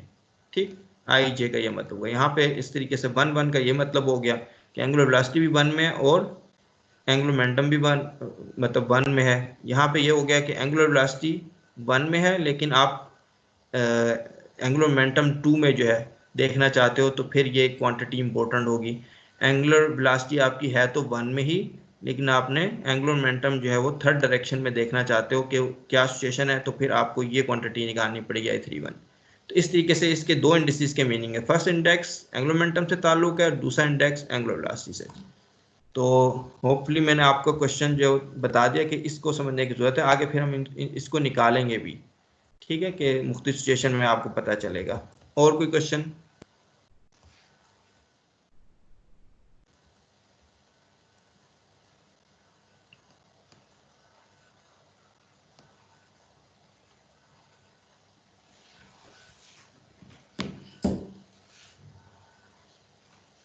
अच्छा, तो फिर जो मैंने क्वेश्चन पूछा है उसको देखते हैं। इस क्वेश्चन में एक सिंपल सी जो चीज़ मुझे दो तरीकों से मैं इसके अंदर थोड़ी सी मॉडिफिकेशन कर सकता हूँ कि एंगुलर मोमेंटम और ओमेगा जो है वो सेम डायरेक्शन में हो जाए। एक बात आपको ये जहन में रखनी है कि एंगुलर मोमेंटम का ताल्लुक जो है ना, एंगुलर मोमेंटम की डेफिनेशन में ओ आता है। ठीक है, ये ओरिजिन पे डिपेंड करता है कि किस ओरिजिन के हिसाब से आप बात कर रहे हो। एंगुलर मोमेंटम की डेफिनेशन में क्यों डिपेंड करता है? क्योंकि ये होता है R cross V, R cross P. R जो है वो विद रिस्पेक्ट टू ओ होता है, यहाँ पे ये रेफरेंस आ जाता है। ठीक है, कि आर जो है ये कंटेन कर रहा है कि किस ओरिजिन से ये बात की जा रही है। बी में ये बात उस तरीके से मौजूद नहीं है अगर ओरिजिन जो है वो आपका जो है वो इनर्शियल फ्रेम है। ठीक है, या तो ये रेस्ट पे है या कांस्टेंट स्पीड से मूव कर रहा है, तो वो उस तरीके से यहाँ पे उसकी पोजीशन जो है वो नहीं आएगी आर की, या मैं क्या कह रहा हूँ। हाँ खैर, आर आर आर में, हाँ बस आर के अंदर ये चीज़ मौजूद है। ठीक है, तो इस ओरिजिन को अगर मैं उठा के यहाँ पे रख दूँ, ऊपर ले जाता हूँ। ठीक है, कहाँ तक लेके जाना है? वो जो प्लेन है जिस प्लेन में ये मैस मूव कर रहा है, ये प्लेन में ले जाता हूँ जहाँ पे ये मैस मूव कर रहा है। तो फिर क्या होगा? इसको मैं उठा के अगर इधर ले जाता हूँ, ठीक है, फिर सिचुएशन ये बन जाएगी कि आपका जो ये आर वेक्टर है ये बिल्कुल सीधा हो जाएगा, हॉरिजेंटल हो जाएगा। ये आर वेक्टर आपका हॉरिजेंटल हो जाएगा। अब ये वेक्टर आर हॉरिजेंटल है और वेलोसिटी की डायरेक्शन इस इंस्टेंट पे इनटू द पेज है। तो इनटू द पेज है। अब आप फौरन से देख सकते हो कि आर को अगर आप रोटेट करते हो वेलोसिटी की डायरेक्शन में तो एंगुलर मोमेंटम ऊपर को निकलेगा, सीधा ऊपर। ठीक है, तो ये बात समझ आई आप लोगों को? तो ये मुझे बताओ पहले आप। नो सर, ये समझ नहीं आया।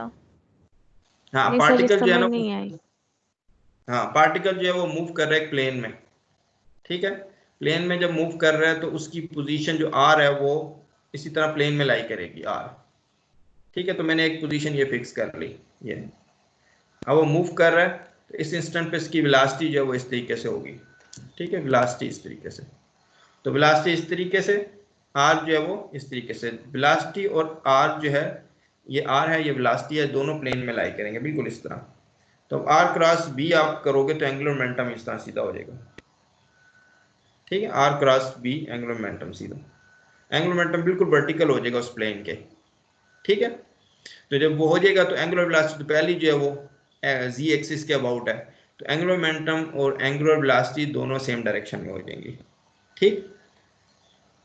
तो ये है, ये फायदा है कि अगर आप कोई पार्टिकल जो है वो जब मूव कर रहा होता है एक प्लेन में, तो नेचुरली स्टूडेंट उस प्रॉब्लम को सॉल्व करते हुए ओरिजिन को सेंटर में ही रखते हैं, ठीक है। एक पार्टिकल इस तरह मूव कर रहा है तो मैं सेंटर यहीं पे लूंगा, ठीक है। कोई बेवकूफ़ ही होगा, कह सकते हैं हम उसको, जो सेंटर जो है बिल्कुल नीचे कहीं ले लें कि नहीं मेरा सेंटर तो ये है, पार्टिकल मेरा ऊपर घूम रहा है, ठीक है। लेकिन उस चीज़ को बताने के लिए कि ओरिजिन, क्योंकि एंगुलर मोमेंटम ओरिजिन पे डिपेंड करता है, तो आपने मैंने और उस ओरिजिन को थोड़ा सा नीचे करके रख लिया, उससे जो आर है वो आर थोड़ा सा तिरछा हो गया, वेलोसिटी तो फिर उस प्लेन में ही है, आर थोड़ा सा तिरछा हो गया, उसने जो है एंगुलर मोमेंटम को भी तिरछा कर दिया। आर इस तरीके से हो गया, वेलोसिटी इस तरीके से, आर क्रॉस बी जो है वो आपका एंगुलर मोमेंटम ऐसे हो गया। अब ओरिजिन आपने लिया है उसी प्लेन पे, प्लेन पे आर फिर प्लेन पे लाई कर रहा है, वेलोसिटी प्लेन पे लाई कर रही है, आर क्रॉस बी जब करोगे तो आर और बी जब प्लेन में लाई कर रहे हैं तो क्रॉस प्रोडक्ट बताता है एंगुलर मोमेंटम जो है वो उस प्लेन के परपेंडिकुलर होगा और वो उसी डायरेक्शन में हो जाएगा जिस डायरेक्शन में एंगुलर वेलोसिटी है। तो ये एक मैंने आपको चीज़ बताई सिंपल सी, ठीक है। इसको आपने अब ध्यान में रखना है। एक और चीज़ बताता हूँ कि एक और तरीके से भी आप कर सकते हो, ये मिनिमल हमने इसके अंदर एक काम किया। अब एक और काम करते हैं, वो देखो आप, ये तस्वीर नज़र आ रही है आपको। एक मैश जो है अगर मैं उसके बिल्कुल ऑपोजिट रख दूं, ये मैश यहाँ पड़ा हुआ था, ये मैश इधर रख देता हूँ, ओरिजिन हमारा नीचे ही है, तो अब क्या होगा कि ये घूमेगा इस तरफ, ये घूमेगा बाहर इसके तरफ, ठीक है। दोनों एक दूसरे को पकड़ेंगे, इस तरीके से घूमेंगे। इसकी वेलोसिटी इनटू द पेज होगी, इस इंस्टेंट पे इसकी velocity out of the page होगी। उस वजह से अगर आप आर आर इसका ये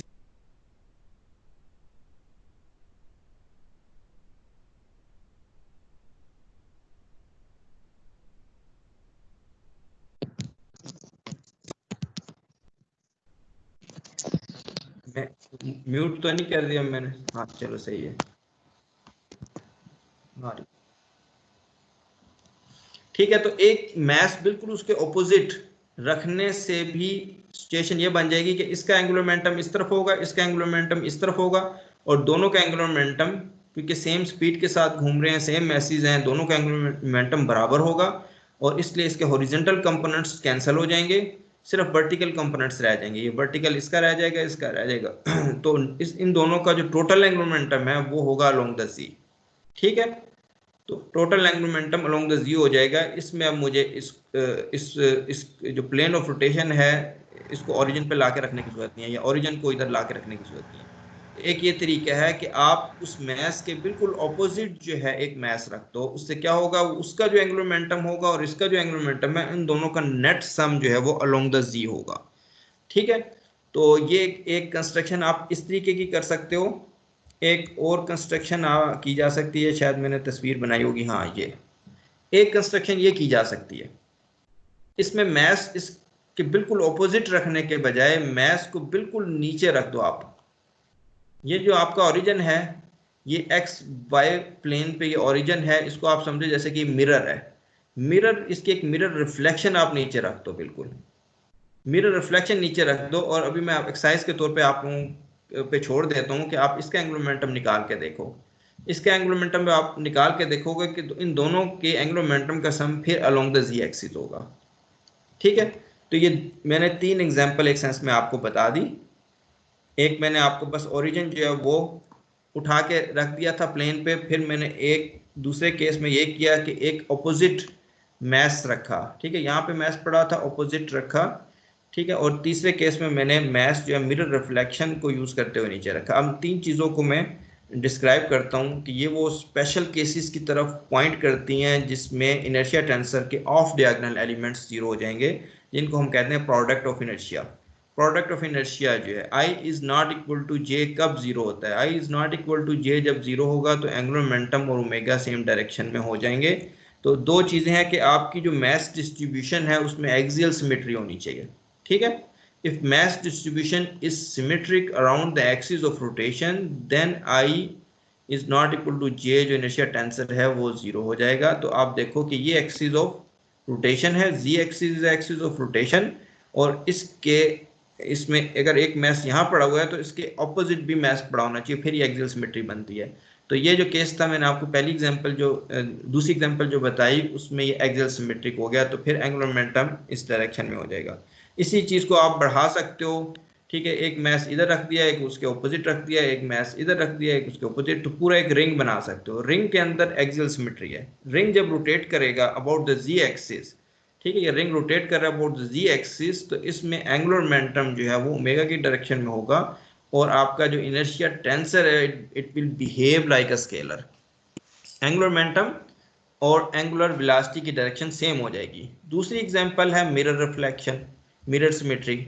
if mass distribution has a mirror symmetry about a plane passing through the origin and perpendicular to the axis of rotation, then I is not equal to j वाले component inertia tensor के zero हो जाएंगे। ये जो statement है इसको मैं समझा देता हूँ आपको।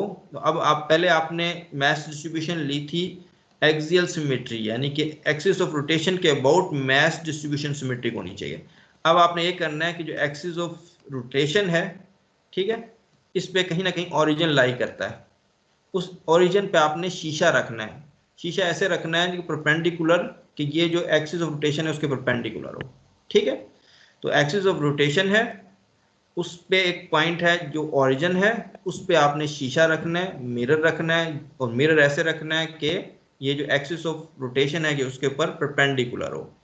फिर आपने देखना है कि ऊपर जितना मैस है क्या नीचे भी उसकी मिरर रिफ्लेक्शन में उतना ही मैस मौजूद है कि नहीं है, ठीक है। तो हमने जो मैस लिया था एक लिया था, अब हम बिल्कुल ऑपोजिट जो है -c0 पोजीशन पे एक और मैस रख सकते हैं। तो अब आप चाहो तो इसको घुमाओ और देख लो इसका एंगुलर मोमेंटम किस डायरेक्शन में होगा, तो आपको फौरन ही पता चल जाएगा कि इसका एंगुलर मोमेंटम इस डायरेक्शन में निकला था। मेरा ख्याल इसका एंगुलर मोमेंटम शायद इस डायरेक्शन में निकलेगा, ठीक है, इस डायरेक्शन में निकलेगा। एक का इधर हो गया और एक का इधर हो गया, दोनों के फिर वही कंपोनेंट सर्वाइव करेंगे जो अलोंग द जी एक्सिस। तो एक साइज के तौर पे आप इसको देख लो, ये दोनों जो है ये घूमेंगे इस तरीके से, ठीक है। तो वो आप देख लेना इसको जो है। तो ये मैंने दो सिचुएशन बता दी। दो सिचुएशन ऐसी हैं, एक है एक्सियल सिमेट्री और दूसरा है मिरर या रिफ्लेक्शन सिमेट्री। इन केसेस में आई इनर्शिया टेंसर के ऑफ डायगोनल कंपोनेंट्स जो हैं वो जीरो हो जाते हैं। तो ये बात आपने यहाँ पे याद रखनी है। तो यहाँ मैं फिर स्टॉप करता हूँ, आप लोगों से क्वेश्चन, अगर आप लोगों को क्वेश्चन है आप लोगों का तो मेरे से कर लो आप।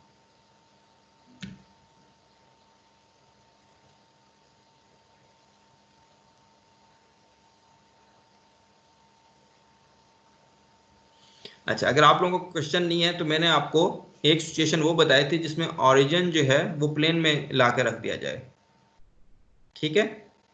ओरिजिन जो है वो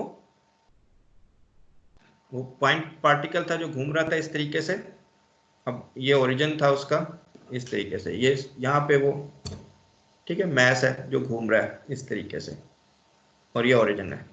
तो मैंने क्या किया, मैंने कहा जो घूम रहा है इसमें प्लेन में लाके ओरिजिन रख देते हैं ताकि ये इस तरीके से घूमे, ठीक है, इस तरीके से। तो अब मेरा ये क्वेश्चन है आप लोगों से कि दो केसेस मैंने आपको बताया, एक एक्सियल सिमेट्री बताई और एक रोटेशनल जो है, एक एक्सियल सिमेट्री बताई और दूसरी जो है रिफ्लेक्शन। तो ये जो मैंने ओरिजिन ला के रख दिया प्लेन में, इससे एंगुलर मोमेंटम जो है वो ओमेगा की डायरेक्शन में हो गया। तो ये कौन सी सिचुएशन को करस्पॉन्ड करता है? क्या मैंने कोई ऐसा काम किया कि इसके अंदर एक्सियल सिमेट्री आ गई, या मैंने कोई ऐसा काम किया कि इसके अंदर मिरर सिमेट्री आ गई, मिरर रिफ्लेक्शन सिमेट्री? तो ये जो शुरू में मैंने आपको चीज बताई थी, ये किस केस को करस्पॉन्ड करेगा, ये मेरा क्वेश्चन है।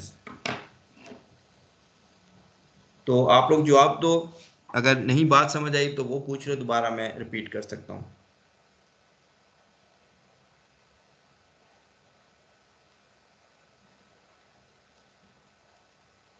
हाँ जी, कोई जवाब देगा इसका?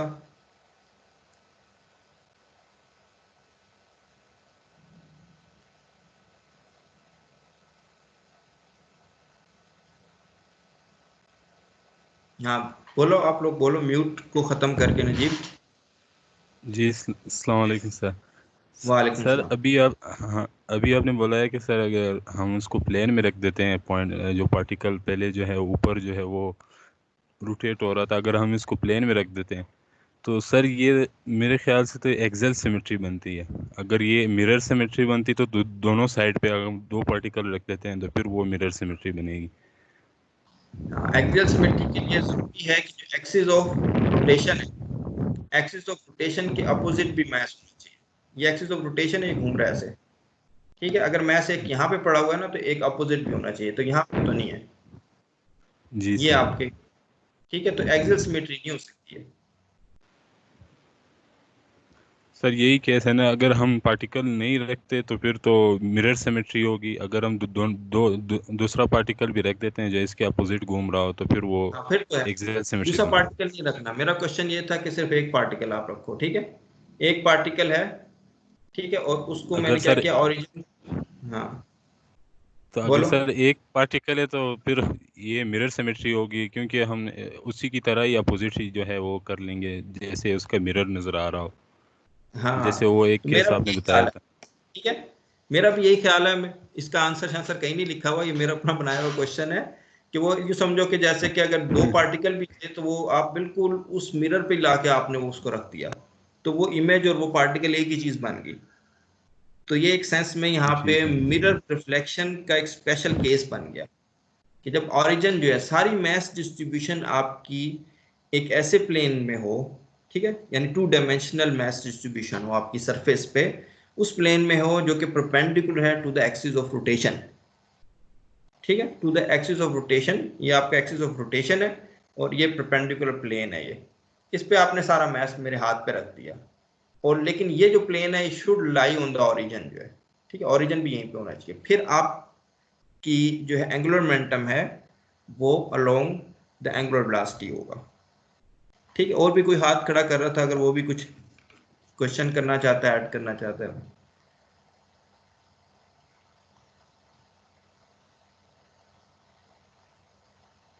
अच्छा, और कोई क्वेश्चन?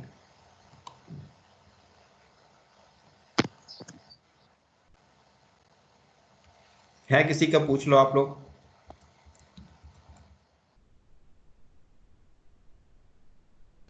तो बस यहाँ तक में दो तीन ये स्टेप रह गए, बस यहाँ मैं स्टॉप करूंगा। अब आपको मैंने ये बताना कि वो जो इनर्शिया टेंसर है वो स्केलर कैसे बनता है, ठीक है। और आप लोग जो बेसिक कोर्सेज मैकेनिक्स के पढ़ते आए हो उसमें क्या पीछे उन्होंने चक्कर किया होता है, जिसका एक थोड़ा बहुत तो मैंने आपको आइडिया दे दिया। ऐसी सिचुएशन वो लोग कंसिडर करते हैं, ऐसी एग्जांपल्स आपको देते हैं जिसमें ये दो चीज़ें मौजूद होती हैं, ठीक है। या तो उसके अंदर मिरर रिफ्लेक्शन सिमेट्री मौजूद होती है या एक्सियल सिमेट्री। उसको थोड़ा सा आप जो है समझ सकते हो। लेट्स से कि हमारा ओमेगा है, एंगुलर वेलोसिटी उसकी डायरेक्शन एन की डायरेक्शन में है और ये ओमेगा है।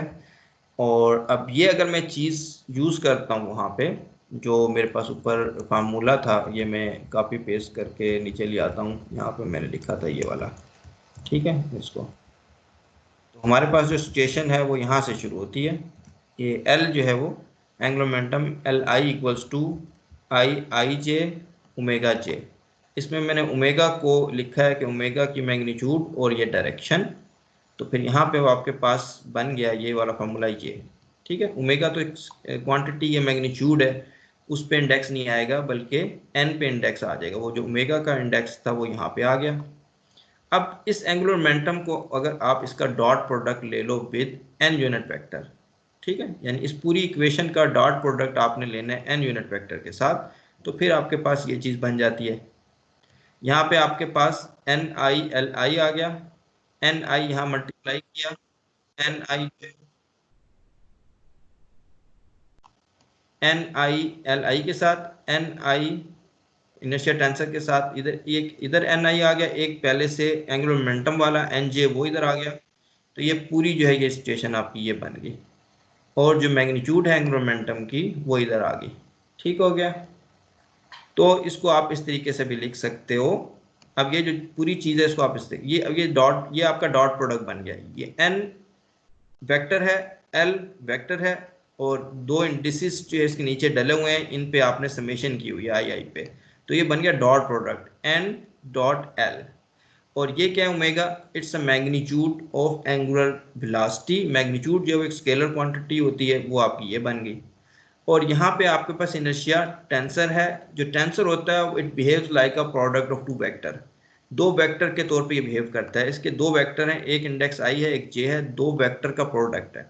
तो इंडेक्स आई है उसका मैंने डॉट प्रोडक्ट एन आई से ले लिया, और जो इंडेक्स जे है उसका डॉट प्रोडक्ट मैंने एन जे से ले लिया। तो ये जो क्वांटिटी है इट बिकम्स अ स्केलर, तो ये बन गई आई। ठीक है, यहाँ मैंने अब आई को जो लिखा हुआ है उसको आपने याद रखना है। इसका मतलब ये होगा इनिशियल टेंसर के आपने दो डॉट प्रोडक्ट लेने हैं, एक एन आई के साथ, एक एन जे के साथ, और it will behave like a scalar quantity. तो यहाँ पे वेक्टर सेंस में नहीं, कंपोनेंट सेंस में ये चीज़ होल्ड करती है कि अगर आप एंगुलर मोमेंटम की वो डायरेक्शन लेते हो जो एन के अलोंग है, एन क्या है, जो कि एंगुलर वेलोसिटी की डायरेक्शन है, तो एंगुलर मोमेंटम की वो डायरेक्शन जो एंगुलर वेलोसिटी के अलोंग है, उसमें आपके पास ये रिलेशन बन जाता है कि ये आई ओमेगा वाली चीज़ बन जाती है। यहाँ पे आई जो क्वांटिटी आती है वो होती है स्केलर क्वांटिटी। ठीक है, तो जो पीछे मैंने डेफिनेशन लिखी हुई थी उसको मैं नीचे लेके आता हूँ ताकि आपको इस आई को एक और अंदाज से मैं लिख के बता देता हूँ। ऊपर आई की जो डायरेक्ट थी वो कंटिन्यूस में ये वाली थी, इसको नीचे ले आते हैं तो आपको ये चीज़ समझ आ जाएगी ये। ठीक है, तो इस डेफिनेशन को अब मैंने यूज़ किया और इसके दोनों तरफ मैंने डॉट प्रोडक्ट ले लिया एन आई से, एन आई और एन जे से, एन आई एन जे, तो ये बन गया आई। यहाँ पे जब एन आई से आपने डॉट प्रोडक्ट लिया और एन जे से दरमियान में अगर आपके पास डेल्टा आई जे है, तो डेल्टा आई जे जो असल में वो आइडेंटिटी मैट्रिक्स है, तो ये बन जाएगा एन डॉट एन, ये एन डॉट एन बन जाएगा, और ये आपका आर डॉट आर है।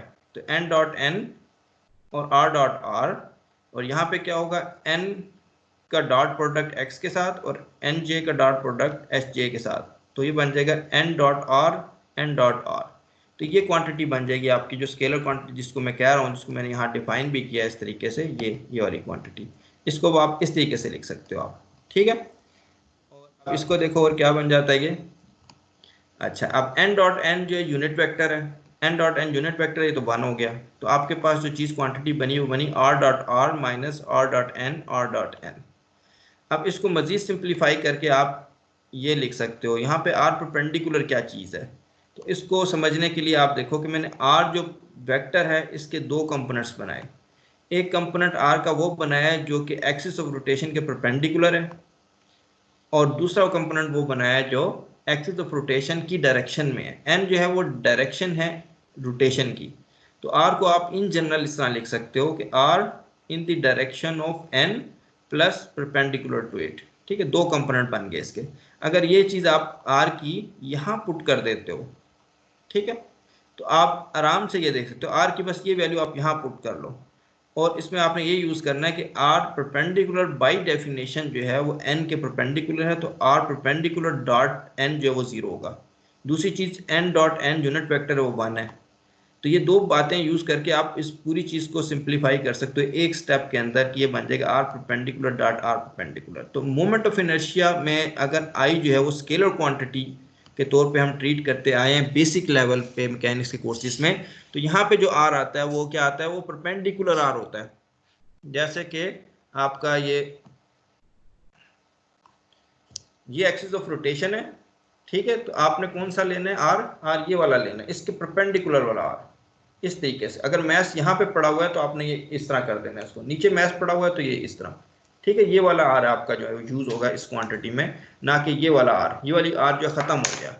ठीक है, तो मोमेंट ऑफ इनर्शिया निकालते वक्त हम लोग ये चीज यूज करते रहे, तो यहाँ पे वो सिचुएशन बन गई। तो एक छोटी सी एग्जांपल मैंने जस्ट बताने के लिए कि एन यूनिट वेक्टर थोड़ा सा एब्स्ट्रैक्ट सा है, उसको हम जी के अलोंग ले लेते हैं। ठीक है, अगर जी के आप अलोंग ले लेते हो तो फिर ये जो चीज़ है ये आपकी बन जाएगी x square plus Y square plus z square, ये बन गया आर डॉट आर, और माइनस यहाँ पे n को आपने z ले लिया तो ये बन जाएगा z, ये भी z बन जाएगा, तो ये जी स्क्वायर इसमें से निकाल दो आप, तो ये बन गया X square plus Y square, z निकल गया, z जो एक्सिस ऑफ रोटेशन है, z निकल गया। आपका जो मोमेंट ऑफ इनर्शिया उसमें सिर्फ X square plus Y square है, जिसको आप सिलेंड्रिकल s भी कह सकते हो, s स्क्वायर। ठीक है, सिलेंड्रिकल s स्क्वायर जो है वही चीज़ जो अभी मैंने आपको बताई, s स्क्वायर dm। तो मोमेंट ऑफ इनर्शिया जो हम आगे नीचे जितनी भी मैं एग्जांपल्स कराऊंगा नेक्स्ट लेक्चर में, उसमें मैं जो यूज़ करूंगा वो ये s यूज़ करूंगा। ठीक है, सिंपल केसेस में। फिर हम जाएंगे टेंसर की तरफ। पहले हम स्केलर जो मोमेंट ऑफ इनर्शिया है उसकी तरफ होंगे, और उसमें हमने जो यहाँ पे ये डेफिनेशन यूज़ करनी है s² dm, ठीक है, चाहे डिस्क्रीट हो चाहे कंटिन्यूस हो, उसमें आपने याद रखना है कि हमने एंगुलर मोमेंटम वो जो पार्टिकल जो पोजीशन वेक्टर है वो perpendicular to the axis of rotation वाला यूज़ करना है। तो यहाँ मैं स्टॉप करता हूँ, अगर आप लोगों के क्वेश्चन अभी इससे रिलेटेड कोई क्वेश्चन है तो कर लो आप, अदरवाइज फिर हम इसको यहीं पर ख़त्म करेंगे।